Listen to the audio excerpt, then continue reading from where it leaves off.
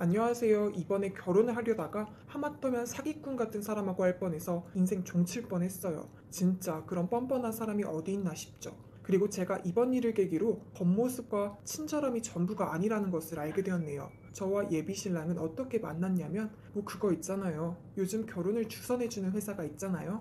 아마 몇 번 사용해보신 분들이 계실 거예요. 한동안 제가 연애를 안 하고 혼자서 보내거나 친구들하고 같이 놀기만 한다고 해서 주변에서 결혼을 하라고 압박을 하는데 이제 와서 남자를 구하기엔 그래서 결혼 회사에 가입해서 남자를 만나게 되었죠. 남자, 그러니까 예비 신랑이죠. 예비 신랑하고 처음에 만났는데 깔끔한 정장 차림에 머리도 단정하고 괜찮은 외모에 친절하고 조용한 말투가 저한테 다가오니까 마음에 들었죠. 물론 흠이라면 그분이 나이가 굉장히 많다는 거였어요. 제가 이제 막 30대 초반에 들어섰는데 이 예비 신랑은 40대에 접어들고 있거든요. 부모님도 괜찮겠느냐며 우려를 했어요. 얘야, 아무리 결혼을 빨리 해야 한다고 우리가 뭐라고 했지만 너무 그런 거 아니냐? 저 사람하고 너하고 나이 차가 너무 나는데 게다가 이제 곧 40대라고 하니까 좀 그러네 라고 말하며 은근슬쩍 반대를 나타냈고 주변 사람들도 아무리 그래도 너무 나이가 많다라며 정말 그 사람 좋아하냐고 말했죠. 내가 더 좋은 남자 구해줄게. 아니 대체 왜 그 결혼회사는 그 남자를 왜 추천한 거야? 그 남자 너무 젊은 여자만 밝히는 거 아니야? 좀 제대로 생각 좀 해. 이건 정말 아니야.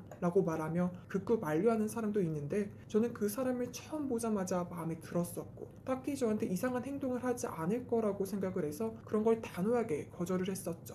실제로 제 예비 신랑은 정말이지 좋은 사람이었어요. 저한테 선물도 해주고 늘 제가 늦게 퇴근을 하면 항상 자동차로 데리러 먼저 와 있고요. 물론 그래도 부모님은 너무 불안하다고 말해서 집 앞까지는 못 데려다주고 10분 거리쯤 세우고 내려다주고 그랬어요. 제가 가면 남편이 밖에서 저를 지켜보며 혹시나 치안이라도 있을까 다 살피고 떠나곤 그랬었죠. 그런 섬세함을 보여준 적이 여태까지 없었는데 정말이지 절 극진하게 대접하고 그랬어요. 그리고 제가 힘들거나 그럴 때 늘 와서 같이 있어주고 위로해주며 안아주고 그랬었거든요. 게다가 이 남자는 술도 담배도 안 하고 자기는 주변에 친구가 없다며 약속 때문에 저를 못 만나고 그런 게 거의 없었어요. 그야말로 여자들이 딱 좋아하는 타입이잖아요. 제가 좋아하는 남자가 술, 담배를 좋아하고 모험이 자주 있으면 좀 그렇잖아요.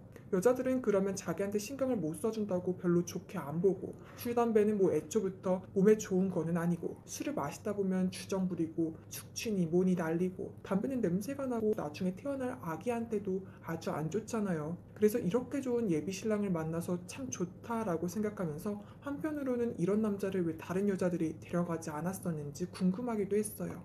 솔직히 막 결혼을 진지하게 고민하는 사람들은 이런 남자를 놓치지 않았을 거 아니에요? 그래도 저는 행운이겠거니라고 생각을 하며 그 남자와 계속해서 교제를 했죠. 그러다가 예비 신랑은 이제 더 이상 이러면 안 되겠다며 부모님한테 인사를 드리자며 결정을 했고 저는 괜찮냐고 말했죠. 그랬더니 남편이 어차피 같은 가족이 될 테고 그래도 인정을 받으면 되지 않겠느냐고 말하며 정성스럽게 선물을 준비하고 인사를 드리러 갔죠. 처음에는 부모님이 반신반의를 하며 의심을 하고 그랬었지만 예비 신랑은 웃으면서 친절하게 인사를 드리며 대화를 이어가니까 아버지부터 시작해서 어머니도 예비 신랑을 믿기 시작해서 참 좋게 보았었죠.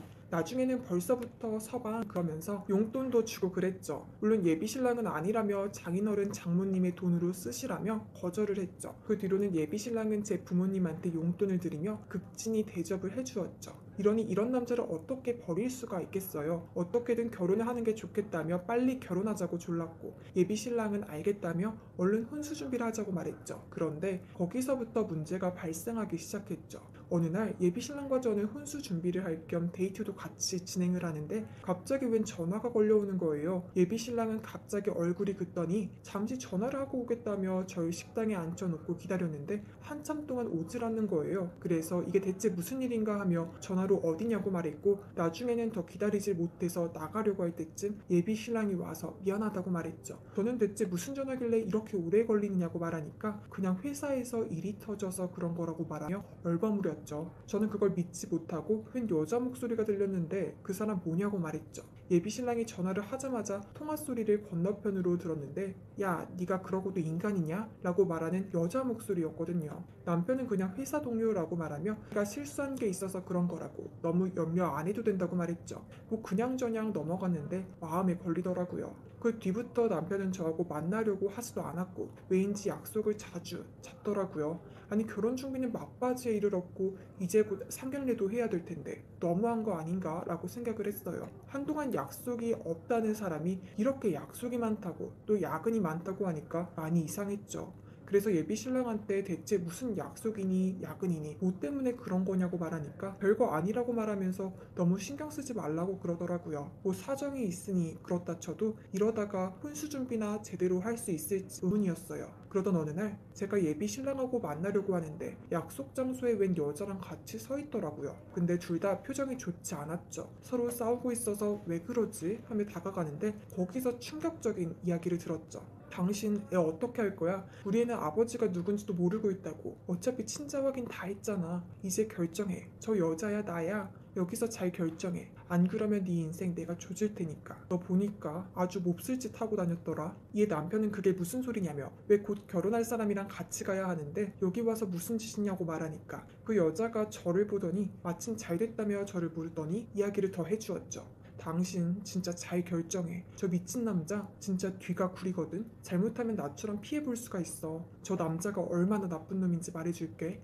이야기를 듣자니 예비 신랑은 조건 만남이니 각종 만남을 통해 여자들을 마구 만나고 그랬는데 여기까지는 문제가 없었죠. 근데 모텔 가서 관계를 가지는데 그걸 영상으로 찍어서 협박하고 그랬다고 하더라고요. 심지어 결혼을 한다고 거짓말을 치며 혼수 준비하라고 준비한 돈까지 막 가져가고 난리도 아니었다고 말했죠. 게다가 이 상간녀는 예비 신랑하고 애를 만들어 놓은 상태였죠. 전 이걸 듣고 너무나도 화가 나서 남편 뺨을 때렸고 상간녀의 멱살을 잡으며 정말이냐고 말하며 소리를 질렀죠. 그러자 상간녀는 진짜인데 내가 설마 거짓말을 치겠어? 뭐 나야 이 사람이 나만 바라보면 이 모든 걸 덮을 생각이었거든. 그러니 포기해. 이 두 년놈을 제가 어찌 손을 봐줄까 생각을 하다가 남편 컴퓨터 생각을 했죠. 그때 고장났다며 저 대신 백업을 해달라고 했는데 그 백업 파일들이 저한테 있다는 걸 기억했어요. 그래서 집에 가서 그 파일들을 뒤지니까 남편이 남의 여자들을 허락 없이 찍은 영상들이 그대로 있더라고요. 전 그 영상들을 가지고 고소를 진행을 했고 이걸 부모님한테 말씀드리니 그런 죽일 놈의 인간이 어딨느냐며 소리를 질렀고 그리고 그 상간녀 사실 애가 있다는 것도 거짓말이었어요. 친자 확인도 조작된 거였죠. 그래서 인연을 문서 위조, 사기 같은 걸로 고소를 했죠. 그러자 이 두 놈들이 저한테 와서 미안하다고 말하더라고요.